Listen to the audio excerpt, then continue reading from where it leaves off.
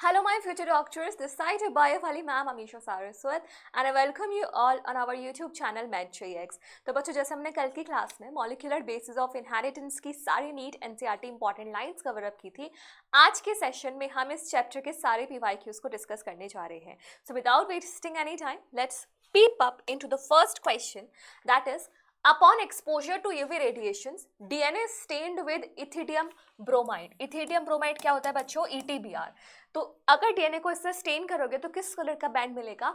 तो यहाँ पे तो डाउट ही नहीं होना चाहिए, bright orange colour bands, because we have studied this thing in the biotechnology chapter also. इसके बाद नेक्स्ट क्वेश्चन मैचिंग लैकोपेरोन की, और मैंने तुमसे कहा था ये क्वेश्चन बार बार पूछा जाता है।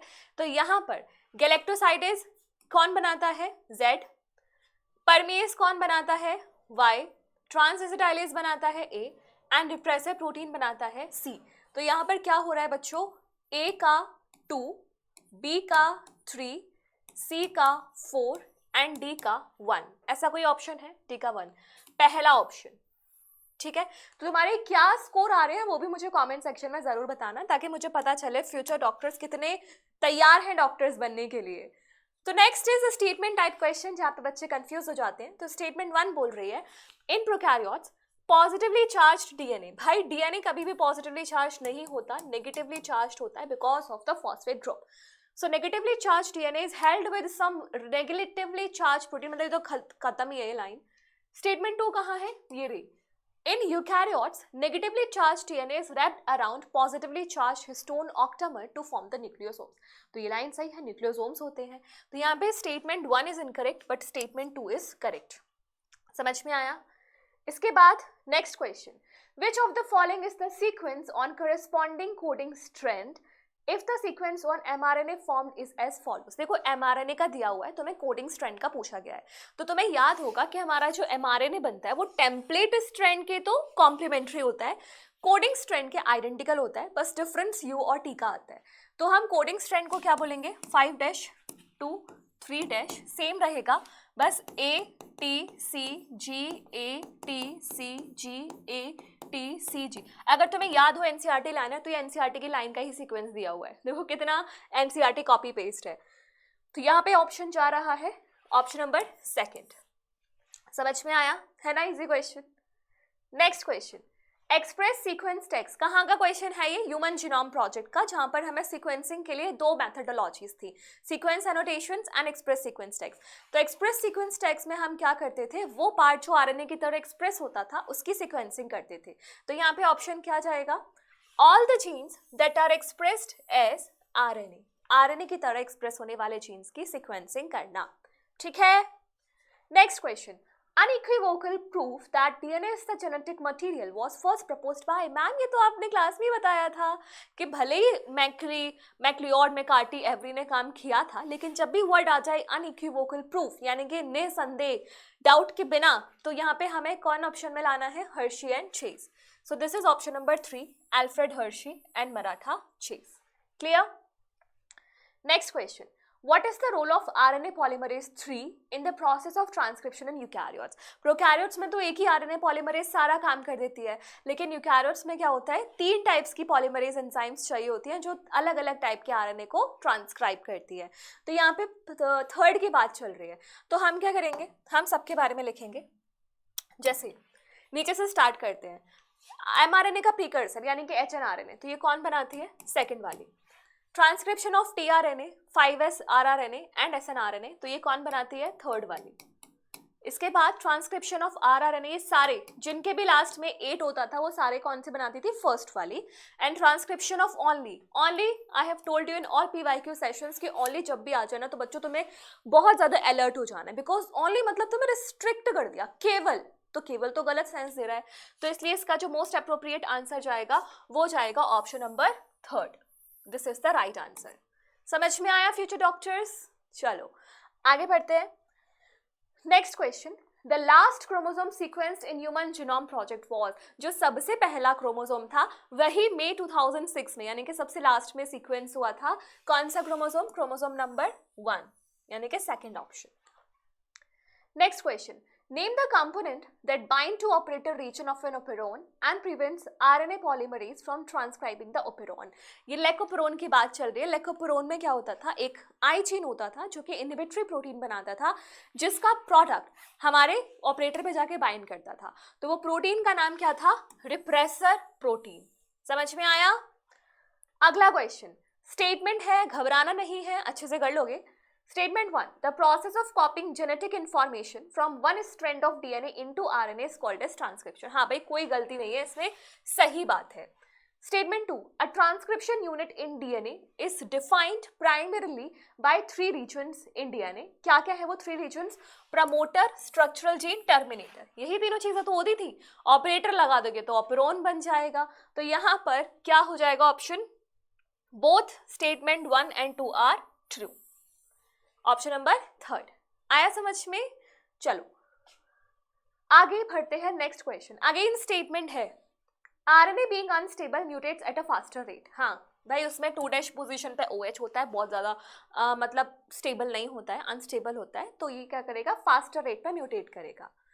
स्टेटमेंट 2 बोल रही है, RNA can directly code for synthesis of protein and hence can express the characters. हाँ, ये कहाँ की लाइन है ये? I guess salient features of genetic material है ना, जेनेटिक मटेरियल की क्या प्रॉपर्टीज होती है, वहां से ये स्टेटमेंट लिखाई गई थी. इसी वजह से हमारे जो भी प्रोटीन सिंथेसाइजिंग मशीनरी थी वो इवॉल्व करी थी अराउंड द आरएनए. तो बच्चों एनसीईआरटी की लाइन कितनी इंपॉर्टेंट है ये तुम्हें समझ में आ रहा होगा, है ना. तो यहाँ पे दोनों स्टेटमेंट सही है, यानी कि correct option is option number 3. Clear?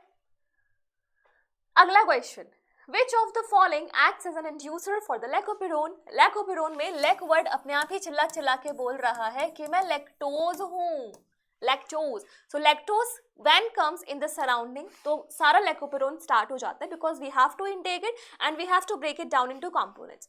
तो यहाँ पर क्या हो जाएगा, ऑप्शन नंबर 2, लैक्टोज. क्लियर? चलो अगला question, with reference to Hershey and Chase experiments select the correct experiment. Statement Hershey and Chase ने किया था ना, हमने बैक्टीरियोफेज लिया था और हमने एक बैक्टीरिया लिया था, तो उसके एक्सपेरिमेंट की बात चल रही है. Virus grown in presence of radioactive phosphorus contain radioactive DNA. सही बात है, क्योंकि phosphorus is a part of the DNA. Next statement, virus grown और radioactive sulphur contain radioactive protein. ये भी सही बात है, क्योंकि कैप्सिड में प्रोटीन होता था. Virus grown on radioactive phosphorus contain radioactive protein. गलत. Virus grown on radioactive sulphur radioactive DNA. गलत. Virus grown on radioactive protein, ये तो मतलब ऊटपटांग सा ऑप्शन है. तो यहाँ पे 2 ही ऑप्शन सही है, option number A and B, यानी कि ऑप्शन नंबर 2. समझ में आया? चलो बढ़िया. बताना कि अभी तक तुम्हारे कितने क्वेश्चंस के आंसर सही आ रहे हैं. कि ठीक है ठीक है ठीक है ठीक है. चलो लैकोपेरोन में Z जीन क्या करता है, अभी इससे हमने मैचिंग भी की थी, अब फिर से आ गया. तो Z gene codes for beta galactosidase enzyme, है ना. ट्रांसएसिटाइलेज A बनाता है, परमिएज Y बनाता है, रिप्रेसर I जीन बनाता है. Next is a statement, DNA polymerase catalyse polymerization in one direction that is 5' to 3'. हाँ, चाहे कोई भी प्रोसेस हो, रेप्लिकेशन, ट्रांसक्रिप्शन, ट्रांसलेशन, सारे 5' to 3' डायरेक्शन में ही होते हैं. Statement 2. During replication of DNA, on one strand the replication is continuous, while other strand it is discontinuous. हाँ, continuous वाले को हम बोलते हैं leading strand and discontinuous वाले को हम बोलते हैं lagging strand. तो दोनों ही statement ठीक है, यानी कि option number both are correct. Option number 2. Clear? Next question. अरे भाई कितनी बार आएगा ये क्वेश्चन, तुम देख सकते हो लैकोपेरोन में सबसे ज्यादा ठिकाना इसी क्वेश्चन का है, तो ये तुम आराम से कर लोगे. ट्रांसएसिटाइलेज, लेक आई क्या बनाएगा, रिप्रेसर. Z क्या बनाएगा, बीटा गैलेक्टोसाइडेज. Y क्या बनाएगा, परमिएज. A क्या बनाएगा, ट्रांसएसिटाइलेज. तो मिला लो, कहानी खत्म. Next question, against the codon 5' to 3' UAC what would be the sequence of anti codon. देखो हमारा mRNA आता था 5' to 3', इसके ऊपर हमारा tRNA आता था. अरे कितना गंदा बनाया है. ठीक है, यहाँ पे सीक्वेंस लिया हुआ है UAC. तो यहाँ पे क्या होना चाहिए, ये होगा अमीनो एसिड जुड़ जाएंगे, तो ये इसका उल्टा हो जाएगा AUG. तो ये 5' to 3' है, तो ये भी जाना चाहिए ऐसे 5' to 3' यानी कि GUA। तुम समझ रहे हो, देखो कोडोन एंटी कोडोन एक दूसरे के कॉम्प्लीमेंट्री होंगे ना, तो एंटी पैरेलल नेचर भी शो होगा यहाँ से। तो यहाँ पे अगर ये UAC 5' to 3' है तो 3' to 5' यहाँ पे हो जाएगा AUG, यानी कि ऑप्शन नंबर 1। क्लियर है? ठीक है, next question. If A and C makes, ये शार्गफ रूल पे बेस्ड है question. If A and C makes 30% and 20% of DNA respectively, A given है 30%, तो आंख बंद करके बता दो T कितना होना चाहिए, 30%, क्योंकि जितने A है उतने T होंगे, तभी तो हाइड्रोजन बॉन्डिंग्स होंगी। अब यहाँ पे C दिया हुआ है 20%, तो G कितना होगा 20%, है ना। तो 30 और 30 60 और 20 और 20 40, तो यहाँ पे क्या हो जाएगा, T और G की परसेंटेज पूछी है, तो T हो जाएगा 30% एंड G हो जाएगा 20%, यानी कि option number 3। Clear? Okay, next question. The process of translation of mRNA to proteins begins as soon as, ये लाइन एनसीईआरटी की ही है, एनसीईआरटी में लिखा हुआ था। कब होगा? द स्मॉल सब unit of ribosome encounter mRNA। देखो कितना आसान है, तुम अगर एनसीईआरटी अच्छे से पढ़ लिए ना तो तुम्हारे ऑप्शन देखते तुम्हारे अंदर से पता चल जाएगा यही सही आंसर है इसका। कैसे पता चला? क्योंकि एनसीईआरटी की लाइन थी, तब स्टार्ट होगा जब स्मॉल सब यूनिट से mRNA आके अटैच हो जाएगा। Clear?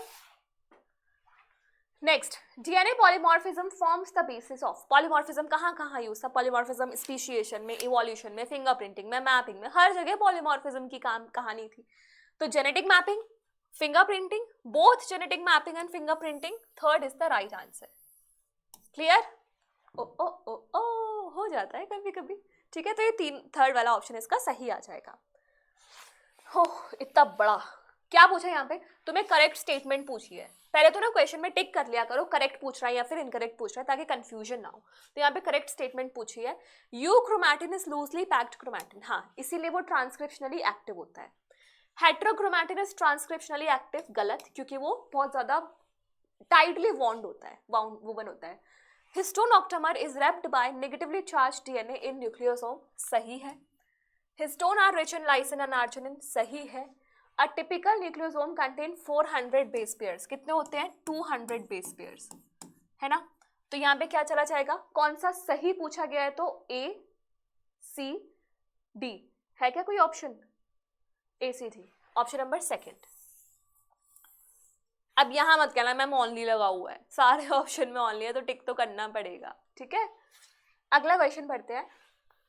Transposons can be used during which of the following, कब यूज कर सकते हो? ट्रांसपोजोन्स सुना सुना लग रहा है। Transposons and virus are used in RNAi because they replicates by RNA intermediates. हाँ, मेलेटोकाइनिन इनकॉग्निशिया, ये उसका पार्ट है। तो ये कहाँ यूज होते हैं? जीन साइलेंसिंग में। जीन साइलेंसिंग तुम्हें याद हो तो इसको बोलते हैं RNAi, यानी कि RNA इंटरफेरेंस, है ना। तो अब तुम यही चैप्टर के क्वेश्चन कर रहे हो तो दिमाग में बस यही मत घुसाना कि इसी में से ऑप्शन होगा। चैप्टर जब तुम नीट में दोगे तो भाई सारे चैप्टर्स इंटीग्रेटेड होंगे, तो तुम्हें इंटीग्रेटेड अप्रोच हर PYQ सेशन में रखनी पड़ेगी, ठीक है। Complete the flow chart on central dogma. अरे भाई इससे सब सस्ता सवाल कुछ हो सकता है क्या? क्या है? डीएनए से डीएनए बनना क्या कहलाएगा? रेप्लिकेशन।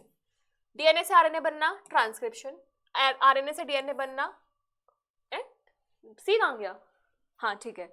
और डी क्या है? प्रोटीन। ऑप्शन नंबर 2 है ना। क्लियर? किसने दिया था? क्रिक ने।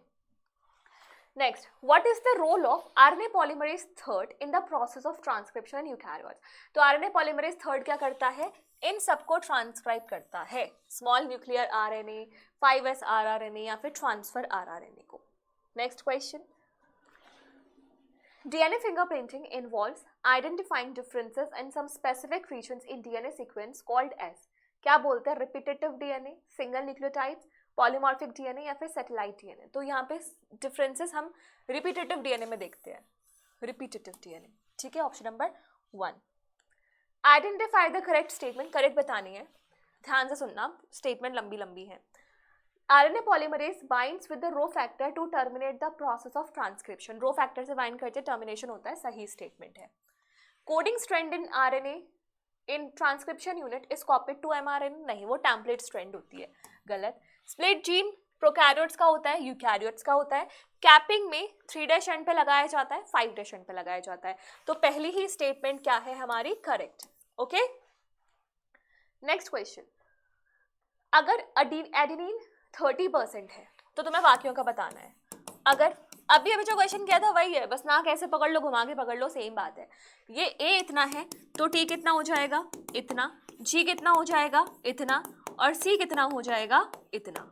ठीक है, तो टी 30 एक ही में दिया हुआ है, बस बल्ले बल्ले हो गई। Option number second. क्लियर? कब आया था ये? 2021 के नीच में। Next question, which is the only enzyme that has capacity to catalyze initiation, elongation, termination in the process of transcription in prokaryotes? कौन सी एंजाइम है जो सारे काम एक साथ कर लेती है, चाहे इनिशिएशन हो, इलोंगेशन हो, टर्मिनेशन हो? सो it is your DNA dependent RNA polymerase, क्योंकि डीएनए पे डिपेंड होती है और आरएनए का पॉलीमराइजेशन कराती है। Next question, which of the following RNA is not required for the synthesis of protein? कौन सा आरएनए नहीं चाहिए होता? टीआरएनए चाहिए होता है, हाँ, क्योंकि अमीनो एसिड्स को लेके रहता है ये। आरआरएनए चाहिए होता है, हाँ, क्यों? क्योंकि ये कहाँ चाहिए होता है? राइबोसोम का स्ट्रक्चर बनाने में। ऐसा ही आरएनए क्या होता है? ये बच्चों जीन साइलेंसिंग का आरएनए होता है, ये नहीं चाहिए होता। और एमआरएनए चाहिए होता है क्योंकि यहीं से कोडोन्स आते हैं, तो यही बताएगा कि अमीनो एसिड्स का सीक्वेंस क्या होने वाला है। So option number 3 is not required. Next statement है, codon AUG codes for methionine and phenylalanine. कभी नहीं करता, हद मार के कभी कभी सिचुएशंस में वेलिन कोड कर लेता है, लेकिन फिनाइल एलिनिन तो यू करता था। ठीक है, statement 2, AAG both codon codes for amino acid lysine. क्या होता है ऐसा? लाइसिन कोड करते हैं, बिल्कुल करते हैं। तो यहाँ पे क्या हो जाएगा? Statement 2 is the right answer. हीरा। चलो next question, Which of the following statements about histone is wrong? कौन सी स्टेटमेंट गलत है? तो हिस्टोन इज स्लाइटली एसिडिक, नहीं, क्योंकि डीएनए एसिडिक है तो histone needs to be basic. तो यहाँ पे ये वाली स्टेटमेंट क्या हो जाएगी? यही ऑप्शन फिर सही है, रॉन्ग पूछा गया है। हिस्टोन आयोडीन एंड लाइसिन में रिच होते हैं, सही है। हिस्टोन के साइड चेन्स में पॉजिटिव चार्ज होता है, सही बात है। ये 8 मॉलिक्यूल्स का इसका कोर होता है, ये भी सही बात है। तो option number 1 is the right option. Name the enzyme that facilitates the opening of DNA helix during transcription. Transcription के टाइम पे बच्चों एक ही एंजाइम है जो सारा काम संभाल लेती है, उसको हेलिकेज की रिक्वायरमेंट नहीं है, and that enzyme is RNA polymerase. बच्चे देखते ही आंख बंद करके लगाएंगे helicase, but helicase would be the wrong answer, क्योंकि हेलिकेज डीएनए पॉलीमरेज मतलब डीएनए पॉलीमराइजेशन के टाइम पे यूज होती है। Clear? Next, which of the following statement is correct? क्या सही स्टेटमेंट है? Adenine pair with thymine through 1 hydrogen bonds, नहीं। 2, adenine pair with thymine through 3, नहीं। Adenine does not pair with thymine, भाई ये तो बहुत ही छोटा सा सवाल है। एडेनिन पेयर करता है थाइमिन के साथ with 2 hydrogen bonds, 3 hydrogen bonds G और सी के बीच में होते हैं। क्लियर? Next question, the first phase of translation is recognition of DNA molecule, aminoacylation of tRNA, recognition of anticodon, binding of mRNA to ribosomes. सबसे पहले क्या करना पड़ता है? सबसे पहले अमीनो एसिड्स को चार्ज करो। अगर चार्ज ही नहीं है तो तुम कितना भी किसी को भी पास ले आओ, वो बॉन्डिंग नहीं बनेगी। So the first step is the aminoacylation of tRNA. Clear? Next question, if the distance between 2 consecutive base pair is 0.34 nanometre, 2 base pair के बीच की डिस्टेंस है 0.34 नैनोमीटर। अगर तुम्हें याद है तो मैंने नीट एनसीईआरटी सीरीज में ये कराया था, एनसीईआरटी की लाइन थी बकायदा, है ना, तो वहां पे एक्सप्लेन किया था। 2 बेस पेयर के बीच का डिस्टेंस पता है, टोटल बेस पेयर पता है, तो तुम लेंथ बता सकते हो ना हमारे डीएनए की। And total number of bases कितना है? 6.6 इंटू 10 की पावर 9 बेस पेयर। तो जब ये मल्टीप्लाई करोगे तो हमारा जो आंसर आएगा वो आएगा हमारी डीएनए की length, which is 2.2 metres. Clear? तो किसी के भी अगर टोटल बेस पेयर पता हो, दोनों बेस पेयर्स के बीच का डिस्टेंस पता हो, तो तुम पूरी लेंथ पता कर सकते हो। नेक्स्ट क्वेश्चन, यहाँ पे करेक्ट ऑप्शन बताना है, करेक्ट पेयर बताना है। पॉलीमराइज ब्रेक करती है फ्रैगमेंट्स को, गलत। न्यूक्लियस सेपरेट करती है 2 स्ट्रैंड्स को, गलत। Exonuclease makes cut at specific positions with in DNA, नहीं, यहाँ पे विद इन वर्ड गलत है, एट एंड्स होना चाहिए था। ठीक है, और लास्ट है ligase joints the 2 DNA molecule, तो ये सही है ऑप्शन नंबर 4। लाइगेज का काम होता है लाइगेशन, यानी कि ज्वाइन करना, फॉस्फोडाइस्टर बॉन्ड बनाना। द टर्म न्यूक्लिन, आंख बंद करके, मीशर ने दिया था, he identified nuclein as an acidic substance present inside the nucleus. Next question, in the polynucleotide chain of DNA, a nitrogenous base is linked to OH of, nitrogenous base कौन से वाले carbon के OH से attached होता है? Ma'am मैं बताती हूँ, रुको। 1 डैश कार्बन से नाइट्रोजनस बेस अटैच्ड होता है, 5 डैश कार्बन से फॉस्फेट ग्रुप अटैच्ड होता है। तो यह नाइट्रोजनस बेस का पूछा गया है, तो it is 1 dash pentose sugar, 1 dash carbon of pentose sugar. Clear? Next question, which is the basis of genetic mapping of human as well as DNA fingerprinting? तो यहाँ पे किसमें देखा जाता है? पॉलीमॉर्फिज्म। पॉलीमॉर्फिज्म। अब मैम ये फर्स्ट क्यों नहीं है? क्योंकि पॉलीमॉर्फिज्म ऑप्शन में सिंगल न्यूक्लियोटाइड पॉलीमॉर्फिज्म भी इंक्लूडेड होगा, बट हमेशा SNP तो यूज नहीं होता, पॉलीमॉर्फिज्म तो बहुत तरीके का होता है, इसलिए हम ये फोर्थ ऑप्शन को प्रायोरिटाइज करेंगे। Next question, E. coli has only 4.6 into 10 की power 6 base pairs and completes the process of replication। NCERT की लाइन है छपी छपाई, बस ऐसे ऐसे न्यूमेरिकल्स टाइप का दिखा दिया है, but it is purely NCERT line. तो तुम्हें याद हो तो यहाँ पे NCERT में लिखा हुआ है 2000 बेसिस पर सेकेंड। ये इसका क्या है? पॉलीमराइजेशन रेट है E. coli के अंदर DNA पॉलीमरेज का। Purine found both in DNA and RNA is, पूरे प्यूरिन A और G होते हैं, तो दोनों कौन से हैं? Option number 2, adenine and guanine. Clear? Next, under which of the following conditions there will be no change in reading frame of following mRNA? कब? जैसे मैं लिख देती हूँ AAC, AGC, GGU, GCU, AUU, ये 3 डैश और ये 5 डैश, ठीक है, ये सीक्वेंस है। अब कब चेंज नहीं होगा रीडिंग फ्रेम? इंसर्शन, ये इंसर्शन है, insertion of gene G at 5th position, तो यहाँ पर 1 2 3 4 5 6 5th पोजिशन पे G लगा दो, वो तो पहले से ही लगा हुआ है। Deletion of G from 5th, इसको हटा दो, अगर इसको हटा दिया तो एक ये बनेगा, एक ये बनेगा और CG बनेगा। पहले क्या बनता था? पहले बनता था एक ये फिर एक ये, तो चेंज हो गया, यानी कि सीधा सीधा है पहला वाला ही ऑप्शन, ज़्यादा भटकने की जरूरत ही नहीं है। क्यों? क्योंकि 5th पोजीशन पे पहले से ही G लगा हुआ है, और G लगा दोगे तो क्या ही फर्क पड़ जाना है, G तो G है, ठीक है। Next, express sequence text repeating for the second time, expressed as RNA, ठीक है, और अगर RNA की तरह एक्सप्रेस ना किया होता तो वो हो जाता sequence annotations. Next question, which of the following features of genetic code does allow bacteria to produce human insulin by recombinant DNA technology? तुमने बैक्टीरिया के अंदर इंसुलिन बना दिया, क्यों बनाया ऐसा? क्योंकि हमारे जो जेनेटिक कोड्स है वो यूनिवर्सल है, जो जेनेटिक कोडोन हमारे अंदर अमीनो एसिड बना रहा है इंसुलिन का, सेम वही वाला वहां पे जाके भी सेम बनाएगा। क्लियर? भाई मैं तो इस क्वेश्चन के हाथ जोड़ दूं, कितनी बार रिपीट हुआ है, इसको तुम कर लेना, ठीक है, कर लेना।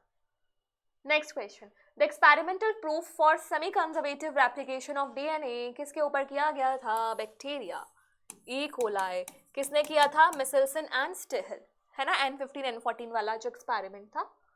Next question, select the correct statement, correct match तुम्हें बतानी है। एलेक्स जेफरी स्ट्रेप्टोकोकस न्यूमोनियास नहीं, ग्रिफिथ का आएगा, गलत। Alfred Hershey and chase, Hershey and Chase ने TMV के साथ काम किया था, हाँ ऐसा किया था क्या? नहीं, बैक्टीरियोफेज के साथ काम किया था। Matthew Meselson and Stahl, Pisum सेडाइवम, भाई कहीं से नहीं। जेकॉब एंड मोनाइड लेकोपेरोन, हाँ बिल्कुल, ठीक है। एक सीक्वेंस है कोडिंग स्ट्रैंड का, what will be the corresponding sequence of transcribed mRNA?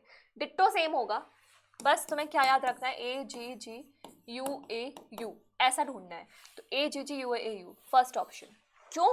क्योंकि हमारा जो RNA है वो टेम्पलेट स्ट्रैंड के कॉम्प्लीमेंट्री होता है और कोडिंग स्ट्रैंड के आइडेंटिकल होता है, ठीक है। All of the following are the part of operon except, क्या है इसमें से जो पार्ट नहीं है अपने ओपेरोन का? ऑपरेटर होगा, स्ट्रक्चरल जीन होगा, इनहैंसर नहीं होता, प्रमोटर होता है, इनहैंसर नहीं है, ठीक है, बाकी सारे पार्ट्स हैं।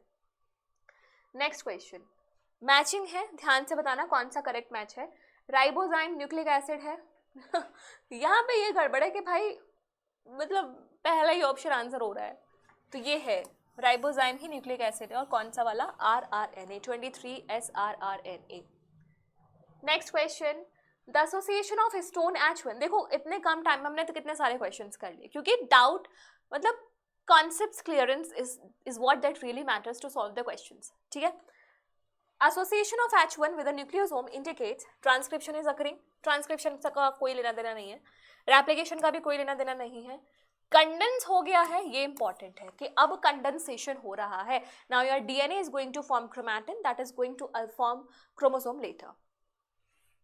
Next, the final proof for DNA as the genetic material came from the experiments of Hershey and Chase. Unequivocal proof.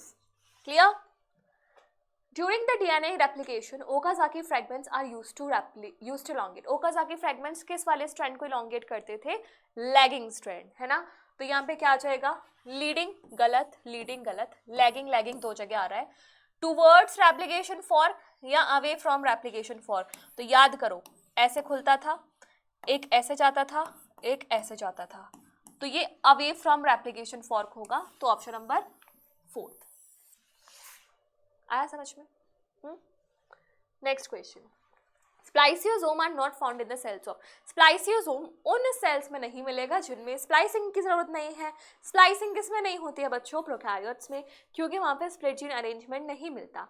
तो spliceosome will be absent in bacteria. Next question, DNA fragments are. अरे भाई मतलब होता है ना, तुम तैयारी कर रहे हो शब्द बनाने की और तुमसे पूछ लिया कि छोटे आ के बाद क्या आता है, वैसा वाला क्वेश्चन है, तो यहाँ पे नेगेटिवली चार्ज हो जाएगा। ऐसा होता है ना कभी कभी पेपर में ऐसे क्वेश्चन आ जाए तो ऐसा लगता है, मतलब इस क्वेश्चन में भी कंफ्यूज हो जाएगा बच्चा, यार इतना इजी सवाल, ऐसा तो नहीं कुछ और जानना चाह रहा हूँ, ऐसा तो नहीं कि मैं गलत समझ रहा हूँ, ऐसा हो जाता है ना। तो ये बहुत सिंपल सा क्वेश्चन था, नेगेटिवली चार्ज होते हैं। If there are 999 bases in an RNA, ये क्वेश्चन ऐसा है जो बच्चों का दिमाग खराब कर देता है, इजी सा क्वेश्चन है, ध्यान से पढ़ते हैं। If there are 999 bases, 9 bases हैं in RNA that codes for a protein with 3 amino acid, which is obvious क्योंकि we have to divide it by the 3, क्योंकि एक कोडॉन मतलब 3 ट्रिपलेट से एक कोडॉन बनता है। And the bases at position 901 is deleted. तो 901 वाला डिलीट कर दिया, यानी कि 900 के बाद सीधा आ गया 902 and so on, such that the length of RNA becomes 998 basis. अब 998 बेसिस बचेंगे, तो how many codons will be altered, कितने कोडॉन्स पे फर्क पड़ेगा? क्या लगता है आंसर? देखो अभी तक क्या था, यहाँ से तुम 3 का डिवाइड करोगे तो ये आएगा 300, 3 3 जा हो जाएगा। अब इसके बाद तुम्हारे कितने बचे हैं? 98। अगर वो 98 नहीं होते, 99 होते, तो तुम इसको डिवाइड करते 3 से, तो 33। भाई वो डिलीट हो गया है, बट वो डिलीट को भी तो मानो ना, क्योंकि उसके डिलीट होने से टोटल 99 कोडॉन्स पे ही तो फर्क पड़ रहा है ना। तो यानी कि 3 से डिवाइड करोगे तो 33 कोडॉन्स को फर्क पड़ा है। ऐसा क्यों कहा? क्योंकि एक कोडॉन में 2 बचेंगे, बाकी सारे कोडॉन्स में 3 बचे, लेकिन एक कोडॉन पे तो 2 बचा ना। समझ में आया? तो आगे आने वाले सारे इफेक्ट हो जाएंगे उससे, क्योंकि बीच में फर्क पड़ा है। देखो ऐसे समझो, राम हैज कैप, ये ऐसे चल रहा था, यहां से ये वाला डिलीट कर दिया, तो अब 3 का सीक्वेंस आगे का सबका बिगड़ेगा ना, सबका, इसीलिए। ठीक है, option number 3। Which of the following RNAs is most abundant in the animal cells? Animal cells में सबसे ज्यादा abundant RNA कौन सा है? बताओ। Is it rRNA? Is it tRNA? Is it mRNA? Is it miRNA? बताओ अच्छो क्वेश्चन का आंसर। ये तो बहुत ईजी है, तुम्हें इसका आंसर आना चाहिए। तो rRNA कहाँ बनाने में यूज होता है? राइबोसोम्स। राइबोसोम सबसे ज्यादा होता है tRNA तो मान लो चलो 20 है एक बार को, क्योंकि हर अमीनो एसिड का पर्टिकुलर tRNA होगा। mRNA कोडॉन्स बनाने पे बनेंगे, ये तो साइलेंसिंग के टाइम चाहिए। तो सबसे ज्यादा rRNA होता है, which is logically also correct explanation, because ribosomes की वजह से rRNA ज्यादा है।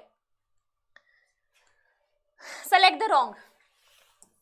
पहले फोकस में लाओ कि तुम्हें रॉन्ग स्टेटमेंट को करेक्ट मतलब सही पता मतलब सही नहीं करना, रॉन्ग स्टेटमेंट को करेक्ट क्यों करना है, रॉन्ग स्टेटमेंट को टिक करना है, ठीक है। डीएनए स्टोर जेनेटिक इन्फॉर्मेशन, सही बात है। There is now enough evidence that essential process like metabolism, translation, splicing evolved around RNA. NCERT की line.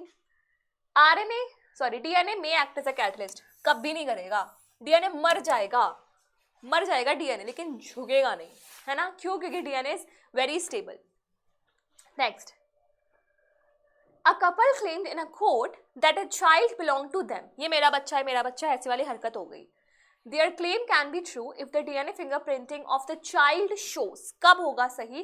50% band similar to father, 50% similar to another DNA fingerprinting patterns, 100% similarity to both the parent DNA fingerprints as both contribute equally to zygote formation, 100% similarity to mother's DNA because of maternal inheritance, 100% similarity to father's DNA because of large number of mitochondria and sperms।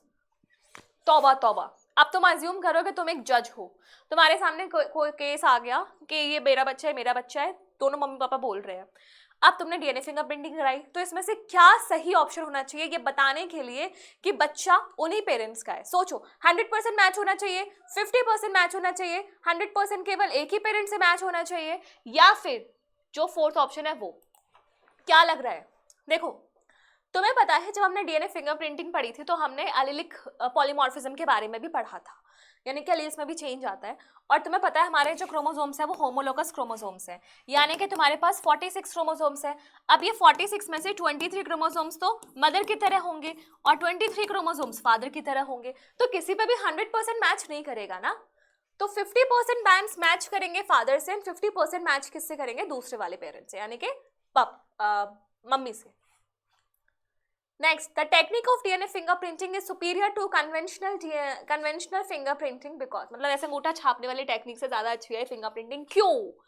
Because it can be generated more rapidly and is inexpensive, create unique fingerprints for each finger, compare the whole DNA sequence of two individuals, differentiate between polymorphic DNA among the individuals। क्या लगता है? पहली बात तो ये fingerprinting, ये वाली fingerprinting नहीं है। क्या है यहाँ पे? पूरे डीएनए सीक्वेंस को कंपेयर किया जाता है या फिर केवल पॉलीमॉर्फिक डीएनए को? पॉलीमॉर्फिक डीएनए को किया जाता है ना। ऑप्शन नंबर 4, सोचना ही नहीं था। विच of the following enzyme is not a protein? अरे बब्बे, ऑप्शन नंबर 1 कहाँ यूज होती है? ट्रांसलेशन में, and it is your rRNA. Consider the following statement and choose the correct option। 6 codons do not code for any amino acids। नहीं, 6 नहीं, 3 होते हैं, ये गलत है। Codon is read in mRNA in contiguous fashion, सही है, कंटिन्यूअस मैनर में करना होता है। 3 codons function as stop codons, हाँ ये होता है। Initiator codon AUG codes for methionine, हाँ भाई सही है, तो केवल ये statement is wrong, option number 1। Next question, if the ratio A+G upon T+C in one strand of DNA is 0.7, what is the same ratio of complementary in the complementary strand? A+G upon T+C एक strand में 0.7 है, तो दूसरे वाले strand में ratio क्या होना चाहिए? तो भाई सेम होना चाहिए, सेम ही तो होगा, तभी तो वो आपस में कॉम्प्लीमेंट्रिटी शो करेंगे ना। समझ में आया? चलो अगला क्वेश्चन देखते हैं। अगला क्वेश्चन क्या बोल रहा है तुम्हारी स्क्रीन पर, ये रहा। DNA dependent RNA polymerase catalyse transcription on one strand of DNA which is called as. ये आरएनए पॉलीमरेज एंजाइम जिस स्ट्रैंड पे ट्रांसक्रिप्शन करती है उस स्ट्रैंड को क्या बोलते हैं हम? टेम्पलेट स्ट्रैंड, ठीक है। A molecule that can act as genetic material must fulfill the traits given below except, क्या उसमें नहीं होना चाहिए? It should be unstable, पहला ही ऑप्शन आंसर आ गया, बताओ। अनस्टेबल थोड़ी ना होना चाहिए, इट शुड बी स्टेबल, है ना। तो ऑप्शन नंबर क्या हो जाएगा? फर्स्ट। नेक्स्ट क्वेश्चन, मैं बार बार इसको अनइक्यू होकर पढ़ दूं। Equivalent of a structural gene is, structural gene का इक्विवेलेंट क्या हो जाएगा? Cistron, because it codes for the polypeptide. Next, Taylor conducted, Taylor ने सेमी कंजर्वेटिव नेचर किस पे प्रूफ किया था? विशिया फेबा यानी कि फाबा बीन्स पे, option number 4। Which of the following RNA Which of the following rRNA acts as a structural as well as ribozyme? 23S rRNA है ना, एनसीईआरटी की लाइन है जो मैंने तुम्हें 36 बार बताई है, वन शॉट में 36 बार बताई है एनसीईआरटी लाइनर सीरीज में, है ना, तो इसे नहीं भूलना है. Which of the following is the starter codon? Starter madam वही होता है पनीर टिक्का. तो स्टार्टर यहाँ पे क्या है? AUG, जो क्या बनाता है? Methionine. Next question, Which of the following is not required for any of the techniques of fingerprinting available at present? क्या है इसमें से जो नहीं चाहिए? तो पॉलीमरेज चेन रिएक्शन चाहिए, चाहिए, सेंसिटिविटी बढ़ा देता है. जिंक फिंगर एनालिसिस, ये क्या है मैम? ये कौन से फिंगर्स हैं? रेस्ट्रिक्शन एंजाइम्स चाहिए, डीएनए हाइब्रिडाइजेशन चाहिए, वीएनटी आप प्रोब के साथ करते हैं. दिस इज ये जो अटपटा लग रहा है, जो सुनाई नहीं है, वही नहीं चाहिए. Clear? Which of the following is required as inducer? Inducer क्या है हमारे पास? लैक्टोज. गैलेक्टोज नहीं, गैलेक्टोज तो लैक्टोज के टूटने से बनता है. क्लियर? नेक्स्ट, इन सी अर्चिन, ये सी अर्चिन के बदले किसी नेवले की सपोर्ट या फिर किसी की भी दे दे, सपोर्टा दे दे, या फिर तुम्हारा कोई कोलोकेशिया दे दे, कुछ भी दे दे, जानवर दे दे, इंसान दे दे, भेड़ बकरी, कुछ भी दे दे, सब में शेरगैफ्स रूल अप्लाई होना है. तो यहाँ पे क्या बोल रहा है? 70% of the bases were shown to be cytosine. 70% cytosine है, तो अगले 17% क्या हो जाएंगे? ग्वेनोसिन, है ना. तो यहाँ पे जी है 17%, दो जगह लिखा हुआ है. तो 17 और 17 कितना होता है? मेरे तो मैथ्स ही कमजोर है. 7 और 7 14, 34. 100 में से 34 गया तो 10 में से 4 गया तो 6, 9 में से ठीक है तो 6, यानी कि 33. Option number first. सबसे सिंपल रूल है Chargaff's rule. Clear? Gene regulation governing lactose operon of E coli that involve lac I gene product is negative. मतलब लेक आई की वजह से जो जीन रेगुलेशन हो रहा है, क्या वो पॉजिटिव रेगुलेशन है, चाहे वो क्या वो नेगेटिव रेगुलेशन है? This is it going to ask. So it is negative and repressible because repressor protein prevents transcription. Feedback inhibition, positive and inducible, negative and inducible because repressor protein prevents the transcription. So gene regulation governing lactose operon of E. coli that involve LEC-I gene product is negative and inducible, negative and repressible because repressor protein prevents the transcription. तो इसमें क्या जाएगा भाई लोग? पहला वाला option सही जाएगा या फिर फोर्थ वाला ऑप्शन सही जाएगा? नेगेटिव एंड इंड्यूसिबल या फिर नेगेटिव एंड रिप्रेसिबल. यहाँ पे देखो अब तुम्हारे को लगेगा कि नेगेटिव एंड इंड्यूसिबल आना चाहिए क्योंकि भाई इंड्यूसिबल ओपेरोन है, but that inducible word is because of inducer. यहाँ पे वो सिंपली लैक-आई जीन की वजह से पूछ रहा है, तो लैक-आई जीन की वजह से तो वो रिप्रेसिबल हुआ ना, क्यों? क्योंकि वो रिप्रेस कर रहा है ट्रांसक्रिप्शन को भी. तो वर्ड्स पे फोकस करना है क्योंकि यहाँ पे क्वेश्चन में दिया हुआ है लैक-आई के बारे में सोच के तुम्हें बताना है. Satellite DNA is important because it shows high degree of polymorphism in population and also the same degree of polymorphism in individual which are inherited. Heritable तो होते हैं पेरेंट्स ऑफस्प्रिंग में, वरना तुम मजाल ही नहीं तुम बता दो कि बच्चा किसका है ना. Does not code for protein and is same in all members. Same तो नहीं होता, कोड भी नहीं करता, कुछ कोड नहीं करता. तो इसे option number 1 high degree of polymorphism show करता है और सारे ऑर्गेनिजम्स में इनहेरिट हो जाता है. Identify the correct order of organization from largest to smallest. सबसे बड़ा क्या होता है बच्चों? सबसे बड़ा होता है जीनोम. तो जीनोम सब में लिखा हुआ है, ठीक है. जीनोम के अंदर क्रोमोसोम्स, क्रोमोसोम्स के अंदर chromosome gene genome, nucleotide, nucleotide के अंदर जीन नहीं, क्रोमोसोम्स के अंदर जीन, ये वाला सेकंड ऑप्शन जाएगा. जीनोम के अंदर क्रोमोसोम्स, क्रोमोसोम्स के अंदर जीन्स, जीन के अंदर न्यूक्लियोटाइड्स. ऑप्शन नंबर सेकंड, ठीक है. Next, which of the following biomolecules does have phosphodiester bond? कोई सवाल है ये पूछने का. फॉस्फोडाइएस्टर बॉन्ड किसमें होता है? ये तो वो सवाल हो गया, तुम लड़की हो या लड़का हो, किसमें होगा? Nucleic acids in a nucleotide. Option number third. Next question, which of the following is not applicable to RNA? RNA में जो एप्लीकेबल नहीं है वो क्या है? 5' फॉस्फेट एंड 3' OH होता है, हेट्रोसाइक्लिक नाइट्रोजनस बेस होता है, शारगैफ रूल नहीं होता. ठीक है. Commonly used factors for human genome sequencing, BAC YAC, सोचना ही नहीं था. Bacterial artificial chromosomes and yeast artificial chromosomes. Next question, transformation was discovered by, transformation किसने किया था? हर्शी एंड चेज ने. नहीं, हर्शी एंड चेज ने किया था क्या ट्रांसफॉर्मेशन? ये तो ट्रांसडक्शन था. ये इसने किया था, ग्रिफिथ ने, Griffith principle of transformation, transforming principle जो वर्ड था, ये तो ट्रांसडक्शन था जब बैक्टीरियोफेज का यूज होता है। An analysis of chromosomal DNA using southern hybridization does not use. Analysis of chromosomal DNA using southern hybridization does not use PCR, electrophoresis, blotting, autoradiography. तो PCR का यूज नहीं होगा। Which of the following is wrongly matched? Operon में structural gene operator promoter, transcription writing information from DNA to tRNA, केवल tRNA में तो नहीं होता। Translation using information in the mRNA to make protein. Repressor protein binds to operator to stop enzyme synthesis. हाँ जी, तो यहाँ पे स्टेटमेंट 2 गलत है क्योंकि इन्होंने स्पेसिफिक कर दिया कि tRNA के लिए बनाता है, बट वो tRNA के लिए तो नहीं बनाता, सारे RNAs के लिए बनाता है, इसलिए option number 2 is the right option. Select the correct statement. Direction of RNA synthesis, direction of reading of template strand. RNA synthesis की डायरेक्शन क्या होती है? देखो ऐसा होता है ना, अगर मैं इसको बोल रही हूँ टेम्पलेट, तो ये होगा 3' to 5'। क्यों? तो क्योंकि तभी उसी डायरेक्शन में तुम्हारी क्या बनेगी, RNA, ऐसे 5' to 3'। तो ये क्या हो जाएगा 5' to 3'। तो यहाँ पे RNA सिंथेसिस की होगी 5' to 3', और रीडिंग फ्रेम की क्या हो जाएगी टेम्पलेट पे 3' to 5'। लिया? नेक्स्ट, ये पहले आ चुका है बट इस बार थोड़ा सा क्वेश्चन अलग है। डीएनए से डीएनए से आरएनए बनना क्या कहला रहा है, ट्रांसक्रिप्शन, ये 2 जगह है। फिर आरएनए से प्रोटीन बनाना क्या कहलाएगा, ट्रांसलेशन।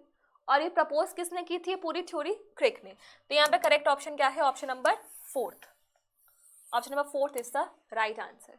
आया समझ में, है ना, इजी है, पढ़े लिखे हो तो सारा कुछ इजी हो जाएगा।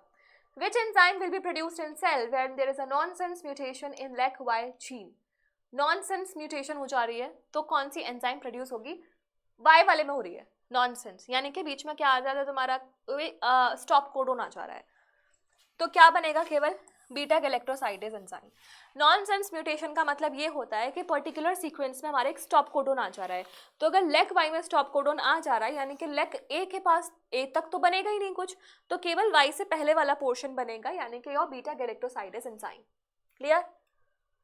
Okay, lovely lovely lovely. तो हमने मॉलिक्यूलर बेसिस ऑफ इनहेरिटेंस के सारे क्वेश्चंस कर लिए हैं। उम्मीद है कि तुम्हें सेशन में मज़ा आया होगा, तुम्हारे क्वेश्चंस बने होंगे। जो भी तुम्हारा स्कोर रहा हो please drop down in the comment section so that I can know how my future doctors are going through in their preparation strategies. So we'll meet you soon with more videos. Till then, bye bye, take care, all the best.